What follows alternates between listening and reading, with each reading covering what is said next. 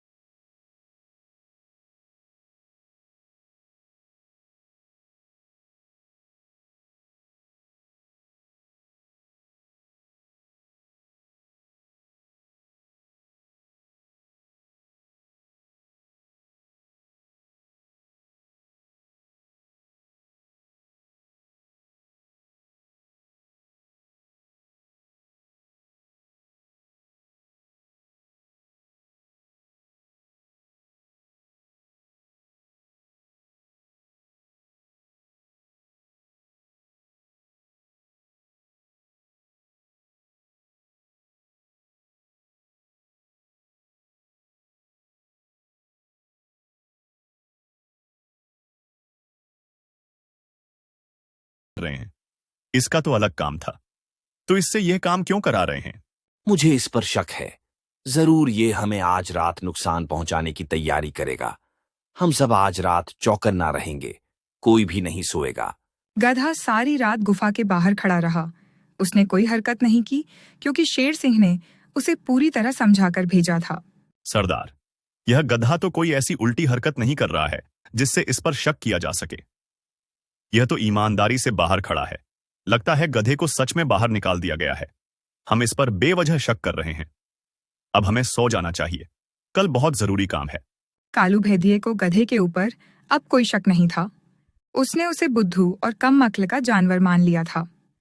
तुम सच में बहुत ईमानदार हो। मैंने जैसा कहा तुमने वैसा ही किया। पता नहीं शेर सिंह ने क्या सोच के तुम्हें निकाल दिया। तुम तो बहुत समझदार बुद्धिमान प्राणी हो। शुक्रिया हुजूर।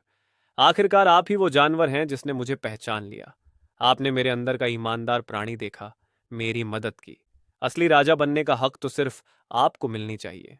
ठीक है गधे, तुम अब मेरे काम के लिए तैयार हो। मैं तुम्हें बहुत बड़ी जिम्मेदारी देने वाला हूं। तुम्हें बड़े बड़े पत्थर अपने पीठ में लाद कर पहाड़ी की ऊंचाइयों में ले जाना है। बस यही करना है। क्या तुम कर पाओगे? अरे बिल्कुल हुजूर, आपकी हर हुक्म सर आंखों पर, मैं ये काम जरूर करूंगा। गधा मान जाता है और अगले दिन से पत्थर ऊंचाई तक पहुंचाने लगता है। कुछ दिनों तक वो ऐसा ही करता है। एक दिन उससे मिलने भालू आता है। बताओ क्या सबूत तुम्हारे हाथ लगा? ये भेदिए क्या काम करने के लिए कह रहे हैं? अरे ये मुझसे पत्थर ढुलवा रहे हैं। मुझे भी अजीब लग रहा है। रोज सुबह सुबह पत्थर को ऊंची पहाड़ी पर चढ़ाने के लिए मुझे भेज देते हैं। पता नहीं क्या करना चाहते हैं। क्या पत्थर ढुलवा रहे हैं? बड़ी अजीब बात है। खैर, जो भी हो, तुम लगातार नजर रखो। मैं चाहता हूं कि तुम उनसे बचकर काम करो। जरा सा भी शक नहीं होना चाहिए। भालू यह बात शेर सिंह को भी बताता है। उसे सुनकर शेर भी सोचने लग जाता है। आखिर कालू का प्लान क्या है?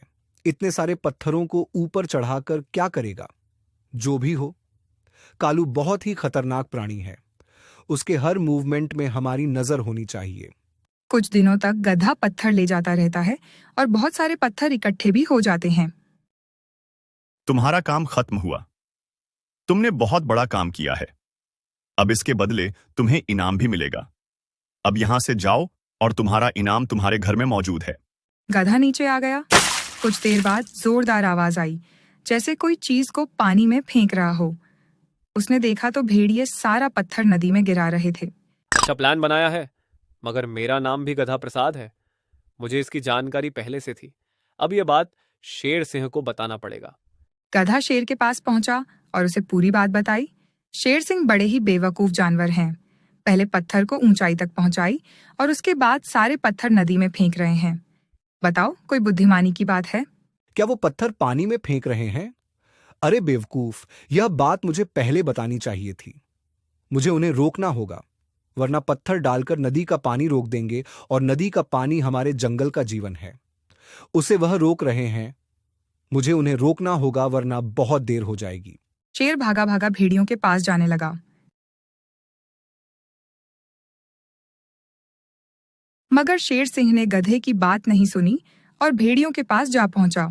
मगर बहुत देर हो गई थी। भेदियों ने पत्थर डालकर नदी का पानी रोक दिया था। एक बूंद पानी शेर के जंगल की तरफ नहीं जा रहा था। आओ शेर सिंह, अच्छा प्लान बनाया था। गधे को जासूस बनाकर हमारे पास भेजा। तुम्हें क्या लगता है हमें मालूम नहीं चलेगा? मैंने भालू और गधे की पूरी बात सुन ली थी, लेकिन गधा तो गधा निकला। बेवकूफ गधा। कालू, ये पत्थर हटा दे, वरना अच्छा नहीं होगा। तुम्हारी दुश्मनी मेरे साथ है। जानवरों पर जुल्म मत कर। चल एक मौका देता हूं। तो खुद यह एक पत्थर हटा। जब तक तुम्हारे शरीर में ताकत है, हटा ले। शेर सिंह अपने आप को बहुत बेबस महसूस कर रहा था। अकेले पत्थर को हटाना उसके बस की बात नहीं थी। भेड़ियों ने बहुत बेइज्जत करके उसे भगा दिया। शेर सिंह गुस्से में गधे के पास पहुंचा। यह सब तुम्हारी वजह से हुआ है। अगर तुम समय में उनकी चाल बता देते तो मैं इस घटना को रोक सकता था, लेकिन तुम्हारी मोटी बुद्धि ने इतना बड़ा संकट पैदा कर दिया। जंगल एक पानी के संकट में घिर गया है। शेर सिंह चिल करो भाई, क्यों फालतू डरते हो?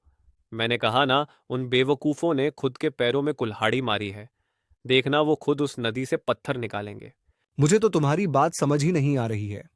पता नहीं तुम्हारे दिमाग में क्या चल रहा है, लेकिन मैं अब तुम्हारे भरोसे नहीं बैठूंगा। मैं युद्ध की तैयारी करूंगा। अब लड़कर ही वो बांध हटाऊंगा। भेड़िए जमकर पार्टी कर रहे थे। तभी एक जानवर भागते हुए पहुंचा। अरे, तुम सब पार्टी कर रहे हो। उधर किसी ने नदी में पत्थर डाल दिया है और जिससे पानी पूरे जंगल में भर रहा है। अगर जल्दी हमने पत्थर नहीं हटाए तो पूरा जंगल पानी से भर जाएगा। सभी मारे मारे नदी के किनारे पहुंचे। सच में सब तरफ पानी ही पानी था। जिस नदी के पानी को रोकने के लिए उन्होंने पत्थर डाला था, उसकी वजह से पानी पूरे जंगल में भर रहा था। अरे बाप रे बाप! अरे बेवकूफों, क्या एक बार भी किसी के दिमाग में नहीं आया? अगर पानी रोकेंगे तो पानी हमारे ही जंगल में भरेगा। सरदार, भारी मिस्टेक हो गया। एकदम बवंडर हो गया। अब क्या करें? करना क्या है कमबख्तों? पत्थर को हटाओ, वो भी जल्दी जल्दी, वरना हमारा ही जंगल पूरे पानी में भर जाएगा और फिर हमें मौका भी नहीं मिलेगा। इस कहानी से हमें यह सीख मिलती है कि कभी किसी और के लिए गड्ढा खोदने पर वह खुद उसमें गिर जाता है।